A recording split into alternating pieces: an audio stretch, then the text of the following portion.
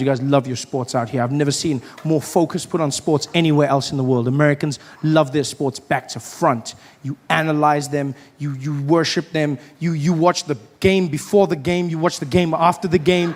You talk about what might happen in the game, you talk about what's happening in the game, and then you talk about what happened in the game and what could have and might have but didn't happen in the game. It's just the craziest thing I've seen in my life. It's all about statistics. Have you seen sports in America? Non-stop. Guys just come out there. There's no time for smiles or anything. Just come out. And ladies and gentlemen, welcome to it. It's the 2012 Miami Heat up against the OKC. This is the greatest final we've been waiting for in the NBA Finals. LeBron James leading his team out here, averaging 30 points, double-double every single game, 10 points per game just in assists alone. This man is just something else. 90% from the free throw line. He's just gone in. He's statistically gotten better. His team coming in with more. Chris Bosh coming in with more assists, really doing well in the last game. Just like, wow. Numbers, stats. You guys know everything, every stat. Well, I mean, he's got 4 out of 5, and I mean, if you look at that statistic alone, it looks like he should be getting forward. He should be, and then it's just crazy. You know everything, and then you switch over to like your business channels and your economy, and you're like, what's happening in the economy this year, Bob? Well, nobody knows. I mean, nobody knows. Yeah. We thought the housing market was coming up, but it wasn't. But hey, I mean, that's the economy. You never know, right? You never know. What about stocks? Well, I guess stocks, they're up and down. I don't really know. They're up and down. They could go anywhere. It's those are stocks. We don't know. But the sports, you need to flip that around. You forget the statistics in the economy. Just relax in your sports. Have fun. That's the sports I watch, is relax, like soccer. I'm a huge fan of soccer, Yeah. Oh, there's some fans here. I love soccer. It's chilled. You hear it in the commentators when a game is being played. There's no statistics at all. Game starts off, the whistle blows, and welcome, ladies and gentlemen, to this majestic match.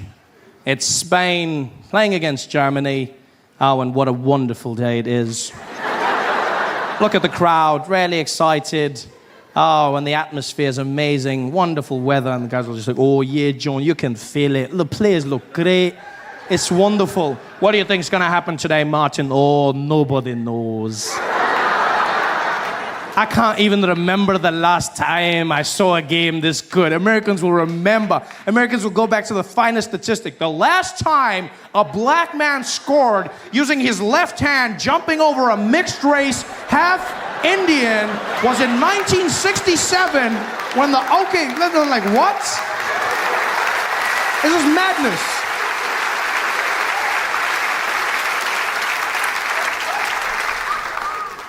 It's all about action in the sports as well, as much action as possible. That's all about action in America. You guys are so action-focused, you will take the ball away from the other team if they do not give you enough action. I've never seen that in my life. That's a horrible way to bring people up. You go to the other team, you go, hey, you guys, you take the ball, and you've got 24 seconds to get the ball in that net. 24 seconds! And if you don't do it, we're going to give the ball to the other team. You hear me? We're going to give the ball to the other team. Yeah, we know there's a lot of black guys. You try to get past them. That's up to you. Go! 24 seconds later, bah! You guys, you try. All about action, Because America's different. It's different from the rest of the world. And you don't really know how different America is, though, until you get here. That's the one thing I will say. You think you know. But then when you land in America, in your airports, that's when you know this place is different. Because American airports, unlike airports everywhere in the world, which have a certain level of joy and just all around happiness, American airports, they're like concentration camps. It's just people walking barefoot in single file.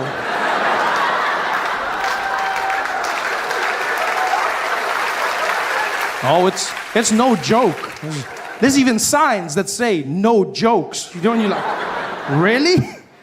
It's just insane. You walk through those airports and you have to do things in American airports you don't do anywhere else in the world, Like you have to take your shoes off. Your shoes come off. And you don't know this as a foreigner, but they don't care. They're like, yo, take your shoes off. I'm like, my what?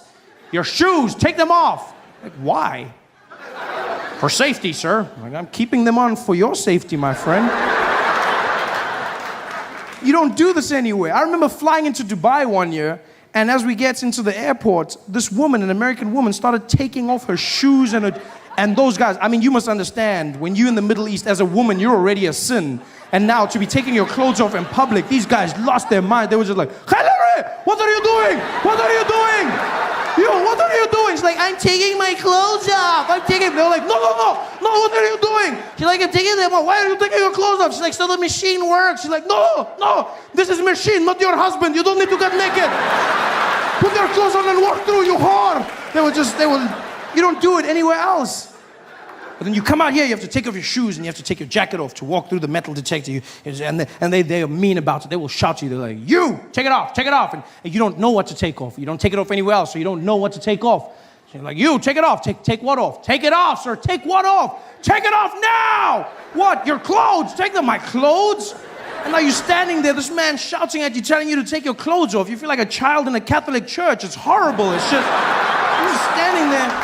I mean, I understand the need for security, but they don't need to shout at you. At least, if they tried to be nice, maybe if they chanted instead of shouting, instead of take it off, if they were like, take it off, you'd be like, yeah, woo, security, safe and sexy. They don't. This is a harrowing experience as you come in. And the worst is when you have to go through passport control. Oh, as Americans, you don't feel the pain. But as a foreigner, it's a whole different game. As Americans, you walk through to the U.S. citizens line, and they welcome you back like you on some secret mission. And you're just like, welcome home, sir.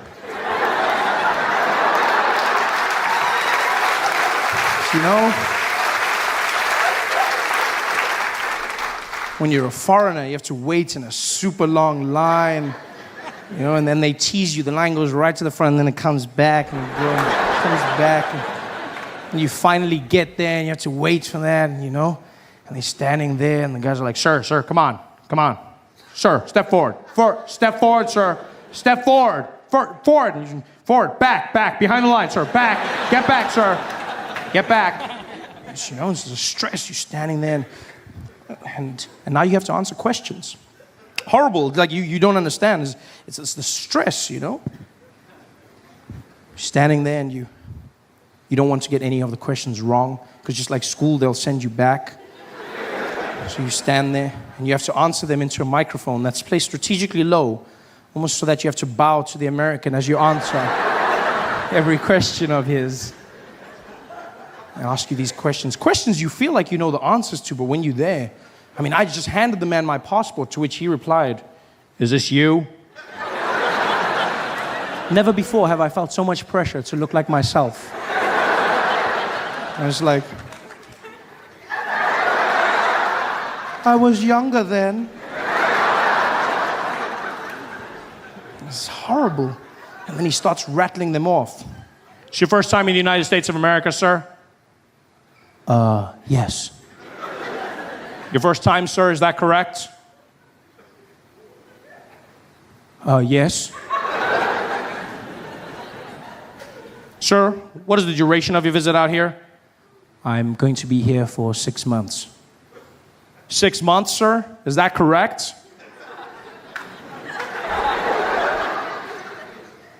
Yes.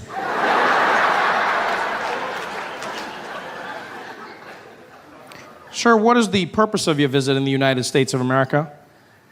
I'm here for holiday. Holiday, sir? Yes. Which one? My one. Could you elaborate, sir? Holiday. Yeah, what do you mean holiday, sir? Like holiday, like woo, woo, woo. Yeah, holiday. Yeah.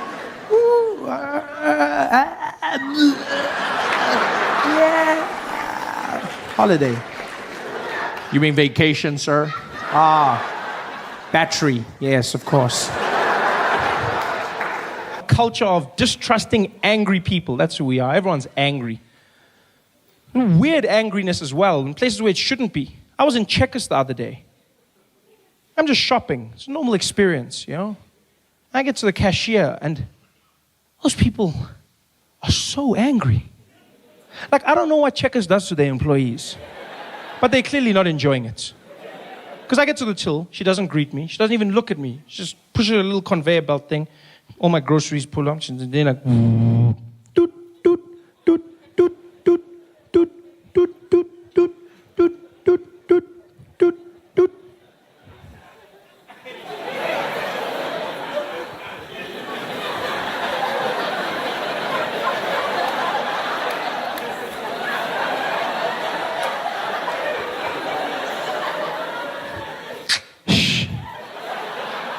They look at you like your dad invented the barcode.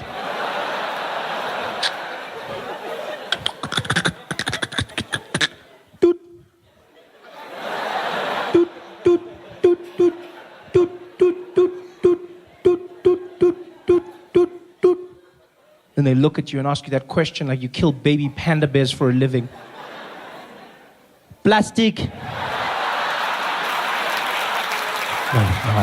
bye. Thank you. No, I'll just, yeah. No. Thank you. Yeah. They're so angry. And they look angry because they've drawn their eyebrows on. And that permanent scowl. I don't understand that trend in fashion, to be honest with you. Why would you shave your eyebrows off and then draw them back on where they were? It's weird. But look, I also commend it, you know, that level of commitment has to be commended. Because I don't understand how anyone can commit to one expression for the entire day.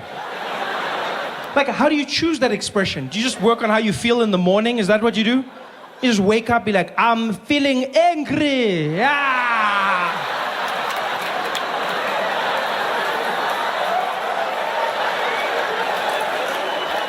What if something good happens? Something good. You can't even, you'd be like, yeah, Tembi, you won the lotto. Yeah. You don't look happy. I just can't show it. I'll draw it tomorrow.